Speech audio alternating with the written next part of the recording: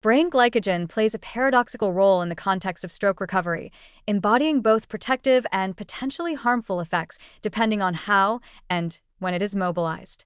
During a stroke, the brain experiences a sudden and severe disruption in oxygen and glucose supply due to reduced or blocked blood flow.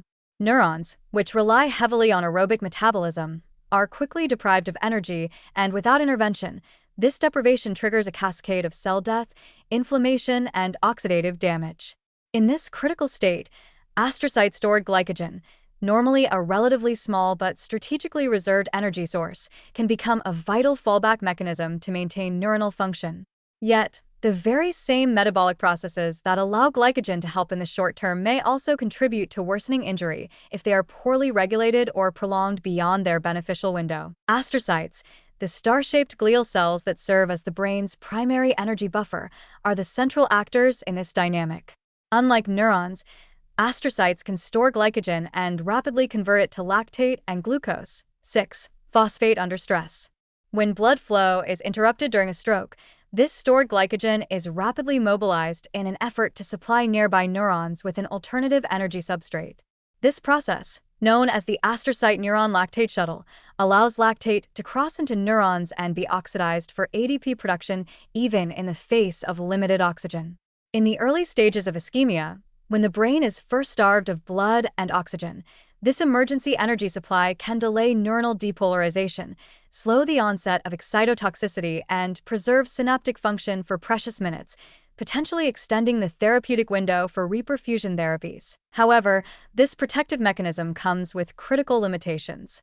As glycogen is broken down anaerobically in the absence of sufficient oxygen, lactate accumulates rapidly, leading to acidosis in the extracellular space.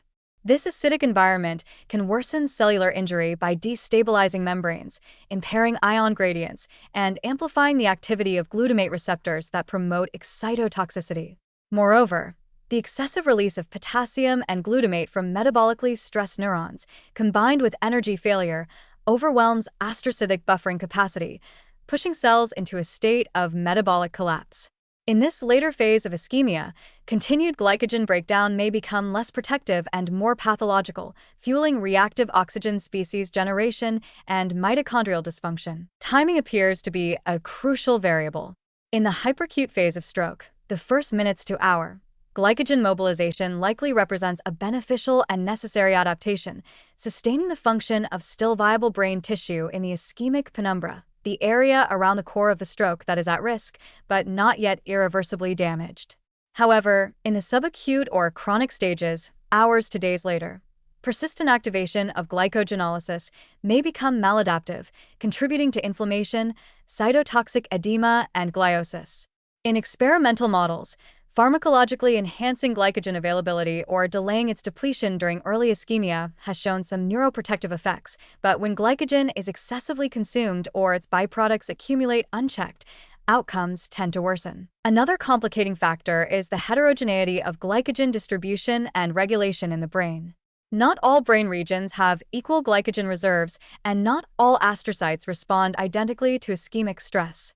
Moreover, individual differences in metabolic flexibility, mitochondrial efficiency, and pre-existing insulin sensitivity can shape how glycogen metabolism impacts the post-stroke brain.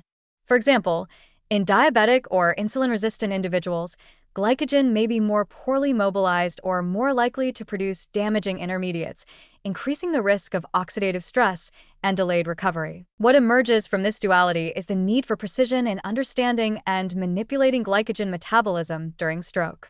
Therapies aimed at enhancing glycogen mobilization must be acutely timed, offering support during the early phase of ischemia, but not beyond the point where lactate accumulation and inflammation outweigh the benefits. Conversely, treatments that inhibit glycogen breakdown too early may deprive neurons of the very fuel they need to survive the initial insult. The challenge is to strike a balance between supporting cellular survival and avoiding metabolic byproducts that amplify injury. There is cautious optimism in emerging strategies that seek to modulate glycogen metabolism in stroke therapeutically.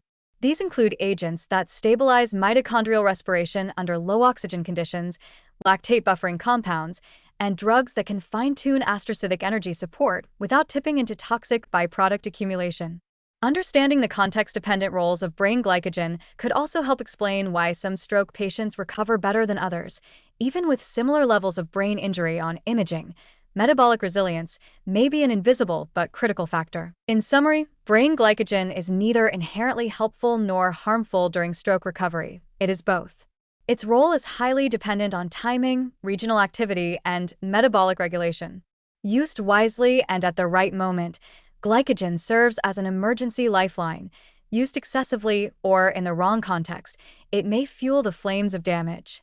Future therapies will likely need to harness this duality with nuance, recognizing glycogen not as a blunt energy reservoir, but as a tightly regulated lever of cellular survival, recovery, and, in some cases, destruction.